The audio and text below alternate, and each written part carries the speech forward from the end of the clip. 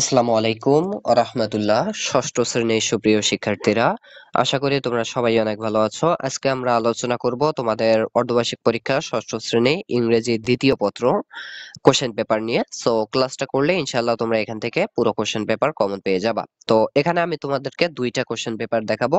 এই দুইটা কোশ্চেন পেপারের মধ্যে তোমাদের কোনটা তোমরা সেটা বেছে নিবা। সো সেটা কিভাবে বাছবা সেটা আমি সবার শেষে বলে দেবো। আচ্ছা, যাই হোক, প্রথম কথা হচ্ছে আমাদের উপরে দেখতে পাচ্ছ গ্রুপে অ্যাড হতে বলা হয়েছে, অর্থাৎ আরো প্রশ্ন পেতে গ্রুপে অ্যাড হয়ে যাও। তো গ্রুপ লিংক কোথায় পাবা? কমেন্টে পাবা, ডেসক্রিপশনেও পাবা। তো কমেন্টে চলে গিয়ে আমাদের ফেসবুক গ্রুপে দ্রুত অ্যাড হয়ে যাও, ওখানে যে কোনো বিষয়ের তোমরা কোশ্চেন পত্রগুলো পেয়ে যাচ্ছ।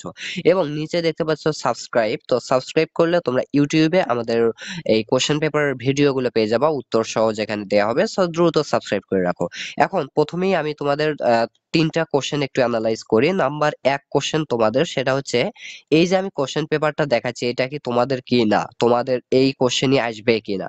নাম্বার দুই, তোমাদের যে কোশ্চেনটা সেটা হচ্ছে কি যে এই কোশ্চেন পেপারের আমরা উত্তর কোথায় পাবো। ঠিক আছে। নাম্বার তিন যে কোশ্চেনটা সেটা হচ্ছে এই কোশ্চেন পেপারটা আমরা কোথায় পাবো। ওকে, আমি তিনটা কোশ্চেনের অ্যান্সার দেবো ভিডিও সব শেষে বা বা ভিডিওর যে কোনো জায়গায়। তো তোমরা দেখতে থাকো। আগে আমরা কি করব, পুরো কোশ্চেন পেপার দুইটা আমি কোশ্চেন পেপার দেখাবো, দুইটা একটু আগে দেখে নেই কোথায় কি আছে।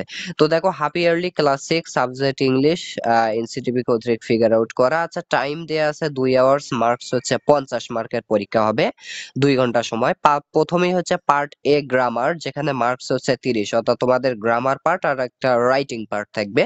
তো গ্রামার পার্টে তোমাদের 30। এখন 30-এ কি কি তোমাদের বিষয়বস্তু আছে, যেমন নাম্বার একে তোমাদের যে কাজগুলো করতে হবে সেটা হচ্ছে identify the parts of speech of the underline words in the following passage. অর্থাৎ এইখানে দেখো, যেমন প্রমিনেন্ট, এরপরে কি স্ট্যান্ডস, এরপরে কি মডার্ন, এরপরে কি লংগেস্ট, এরপরে কি বিল্ডিংস, এরপরে কি লাইব্রেরি, এরপরে কি ইয়ার্ড, গার্ডেন, আওয়ার। তো এই যে শব্দগুলো যেগুলো আন্ডারলাইন করা, এই শব্দগুলোর কি করতে হবে, সঠিক পার্টস অফ স্পিচ নির্ণয় করতে হবে, যে এটা noun, pronoun, adjective, verb, adverb, preposition কোনটা। তো এটাতে তোমরা হচ্ছে 10টা আন্ডারলাইন করা ওয়ার্ড পেয়ে যাবা। এই 10টা যদি সঠিকভাবে করতে পারো 5 মার্ক পেয়ে যাবা। এরপরে দেখো 2 নম্বরে তোমাদের থাকবে হচ্ছে fill in the blanks with a suitable word from the box. তো এই বক্সে যে সুইটেবল ওয়ার্ড গুলো দেখতে পাচ্তেছো, এই ওয়ার্ড গুলো কোনটা কোন শূন্যস্থানে বসবে তোমাদেরকে সেটা বিবেচনা করে শূন্যস্থানে বসাতে হবে। এগুলো তোমাদের পড়ে পড়ে বসাতে হবে। তো এখানে তোমাদের হচ্ছে 10টা থাকবে, 10টা শূন্যস্থান ভালোভাবে করতে পারলে তোমরা এখানে 5 পেয়ে যাবে, অর্থাৎ একটাতে হাফ মার্ক করে। 3 নম্বরে তোমাদের থাকবে হচ্ছে make 5 sentence from the following substitution table. এই টেবলটা মিলকরণ করে করে তোমাদেরকে 5টা বাক্য তৈরি করতে হবে। এক কথায়, অনেকে এখানে যে সন্দেহটা করে সেটা হচ্ছে কি ভাইয়া, যে অনেকেই বলে ভাইয়া এই ইটের সাথে যদি আমি প্রথমটা ইউজ করি, তারপর আরেকটা এই পাশের কলাম থেকে ইউজ করি, তাহলে কি এই শুট ফ্রম এটা আর আমরা ইউজ করতে পারবো না? অবশ্যই পারবে, যেহেতু বলছে 5টা সেন্টেন্স তৈরি করতে। তো তোমাকে একই সেন্টেন্স ব্যতীত যে কোনো 5টা সেন্টেন্স তোমাকে কি করতে হবে, মেক করতে হবে।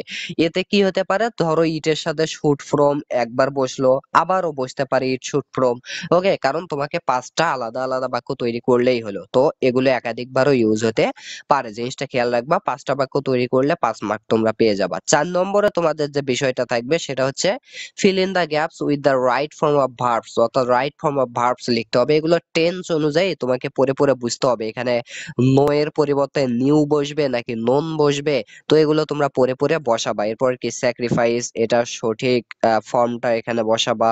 এরপরে কি ওয়ার্ক, ওয়ার্কের সঠিক ফর্ম, ফলো সঠিক ফর্ম, এন্ডের সঠিক ফর্ম। তো এখানে 5টা থাকবে, এই 5টা যদি বসাতে পারো 5টাতে 5 মার্ক পেয়ে যাবা। এরপর read the following text and change the sentence as directed, অর্থাৎ তোমাকে এগুলো ইনডাইরেক্টলি থাকবে, ডাইরেক্ট কোশ্চেন, সরি, ডাইরেক্টলি তোমাকে এগুলো কি করতে হবে, চেঞ্জ করতে হবে। তো আশা করি বুঝতে পারছো, এগুলো তোমরা করবা। ওকে, মেক ইট অ্যাফার্মেটিভ, এগুলো তারা কিন্তু নির্দেশনা দিয়ে দিচ্ছে, যেমন কি none can prosper in life without industry. এই যে আমাদের নেগেটিভ বাক্যটা আছে, এটাকে তোমাকে অ্যাফার্মেটিভ করতে হবে। তো এগুলো হচ্ছে চেঞ্জিং সেন্টেন্স, তো তোমরা এগুলো করে নিবা।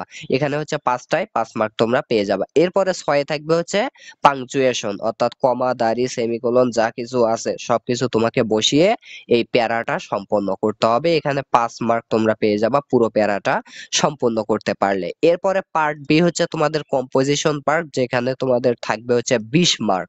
তো এখানে দুইটা কোশ্চেন বেসিক্যালি থাকবে। প্রথমটা হচ্ছে কি অ্যাপ্লিকেশন অর্থাৎ আবেদনপত্র, যেটাতে তোমরা পেয়ে যাবে 8 নম্বর। আর একটা থাকবে হচ্ছে কম্পোজিশন বা রচনা, সেটা হচ্ছে কি your first day at school, অর্থাৎ তোমার প্রথম দিন স্কুলে, তোমার প্রথম দিন, এটা সম্বন্ধে একটা কম্পোজিশন, এটা হচ্ছে 12 মার্কের। তো আশা করি তোমরা বুঝতে পারছো।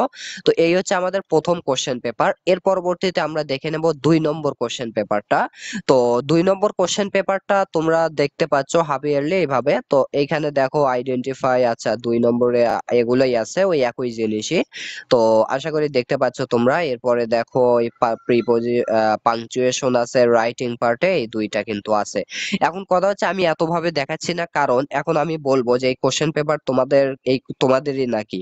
তো দেখো তোমাদের এটা কোশ্চেন পেপার হবে কিনা সেটা বোঝার জন্য তোমরা তোমাদের এর আগে যে পরীক্ষাগুলো হয়েছে, যেমন বাংলা যদি হয়ে থাকে বা যে কোনো পরীক্ষা হোক, সেই পরীক্ষার প্রশ্নপত্রে চলে যাও। চলে যাওয়ার পরে দেখবা এই ডান সাইডে কি হাইড্রা লেখা আছে কিনা। যদি লেখা থাকে তার মানে এই কোশ্চেন পেপার তোমার। আর যদি লেখা না থাকে তাহলে তোমার হতে পারে, বাট সেজন্য তোমাকে মডেল টেস্ট ওপেন করে দেখতে হবে যে সরাসরি এইরকম কোশ্চেন কোনো মডেল টেস্টে আছে কি না তোমাদের গাইডের। ওকে, যদি থাকে তাও কিন্তু মিলে যাবে। এর পরবর্তীতে এইটারও ঠিক একই নিয়ম, এটাতে তো আলাদা কিছু নাই।